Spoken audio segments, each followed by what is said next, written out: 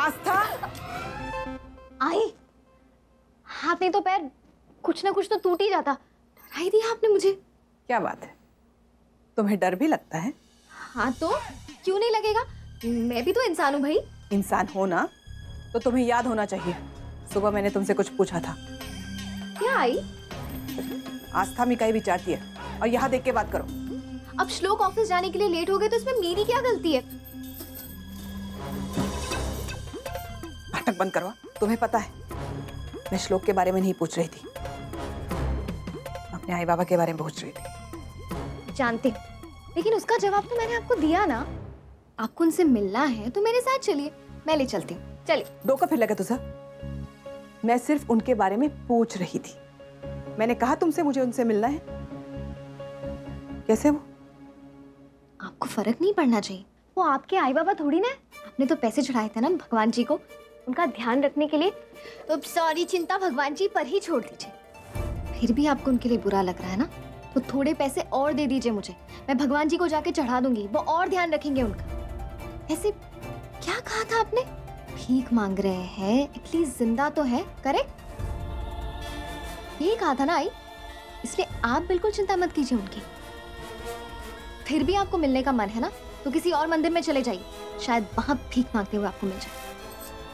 आस्था, जितना पूछा जाए उसी का जवाब दो, समझ ला?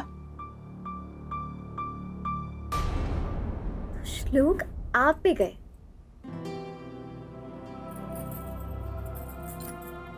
कुछ पूछा है मैंने, जवाब दो। आपको उनसे मिलना है ना, तो आपको मेरे साथ चलना होगा, वरना भूल जाए। आस्था, मैं उतनी कमजोर नहीं हूं जितना तुम मुझे समझती हो। कितने साल गुजारे हैं उन्हें बिना देखे, बाकी के साल भी सही।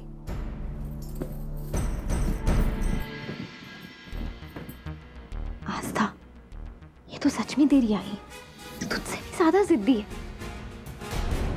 कुछ और सोच, कुछ ऐसा कर जिससे ये खुद भागी भागी अपने आई बाबा के पास चली जाए। क्या? ये क्या कह रही हैं आप? इतनी तबीयत कैसे बिगड़ सकती है? मैंने कहा था आपसे उन दोनों का ध्यान रखना। इतनी लापरवाह कैसे हो सकती है आप? जानती हैं उनकी उम्र कितनी हो गई है। खैर ये बताइए, आपने डॉक्टर को बुलाया कि नहीं? बुला लिया ना? Okay good. अच्छा ये बताइए, वो दोनों कहाँ पे है अभी? वृद्धाश्रम में ना, सेवा सदन। ठीक है, मैं अभी आती हूँ वहाँ पे। हाँ हाँ, तब तक आप ध्यान रखना जी।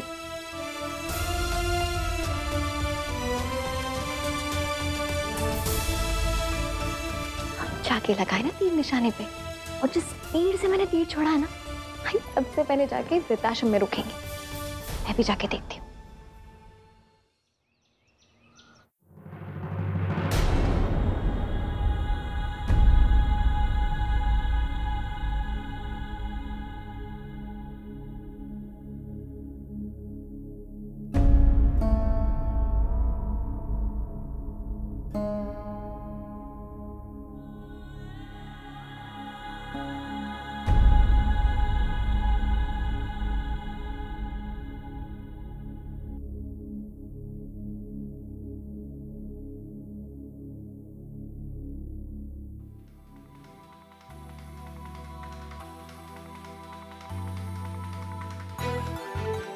चलिए भाई साहब, 6 तो लाना ही होगा।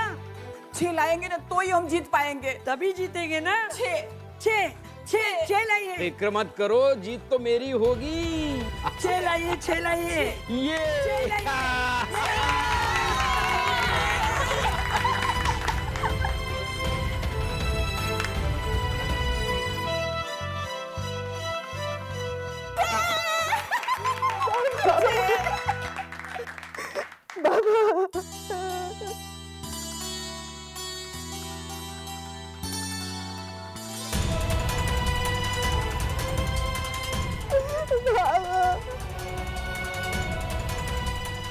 मुझे माफ कर दीजिए बाबा, मुझसे बहुत बड़ी गलती हो गई, मुझसे बहुत बड़ी गलती हो गई।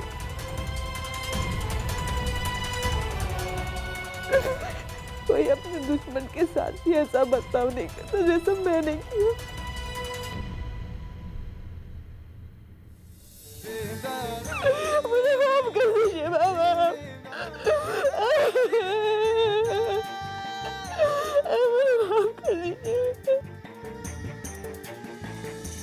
बेटा बस संभालो अपने आप को। देखो बेटा, देखो तुम्हारी माँ देखो।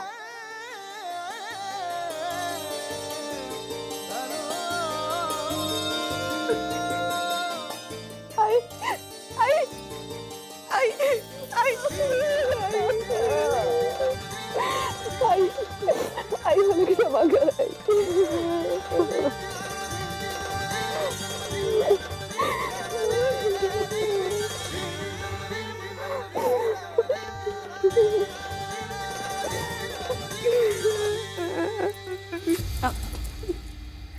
शांत बेटा, हमें तुमसे कोई शिकायत नहीं है।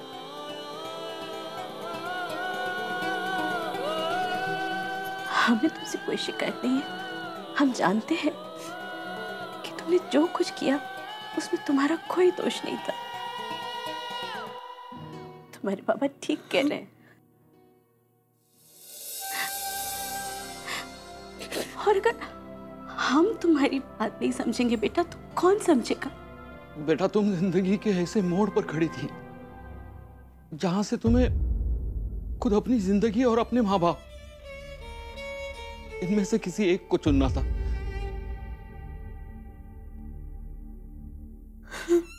और तुमने जो कुछ किया हमें उस पर गर्व है। हम तो अपनी जिंदगी जी चुके थे, पर तुम्हारे बच्चों के सामने तो पूरी जिंदगी पड़ी थी। और तुमने अगर अपने बच्चों का साथ दिया तो उसमें कुछ गलत नहीं किया बेटा। और तुम्हारी खुशी में ही हमारी खुशी है। तुम खुश रहो, हमें इससे ज्यादा और कुछ नहीं चाहिए।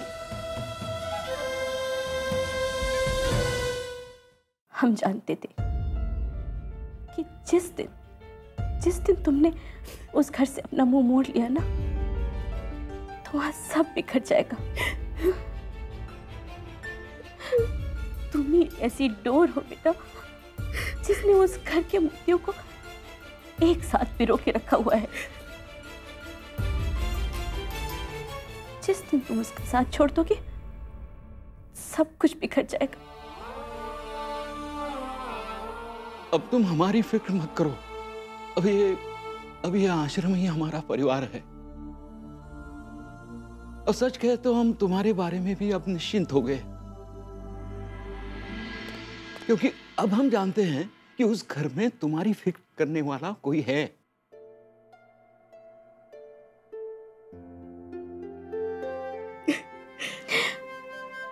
तुम्हारी बहू बहुत अच्छी है। हमने उसकी आंखों में एक सपना देखा है, एक ऐसा सपना जो तुमको अपनी जिंदगी जीने का साहस दे। और हमें तो और कुछ भी नहीं चाहिए बेटा, बस इतना चाहते हैं कि कभी कभी तुम ऐसे ही हमसे मिलने आ जाया करो। पापा, आप दोनों को यहाँ कोई दिक्कत तो नहीं है ना?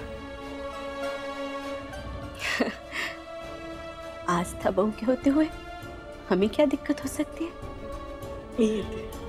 आजा सुन, मेरे साथ आ, मैंने कुछ बनाया तेरी पसंद का। आजा। आपका पसंदीदा प्रोग्राम इस प्यार को क्या नाम दूं एक बार फिर लौटेगा कुछ ही पलों में।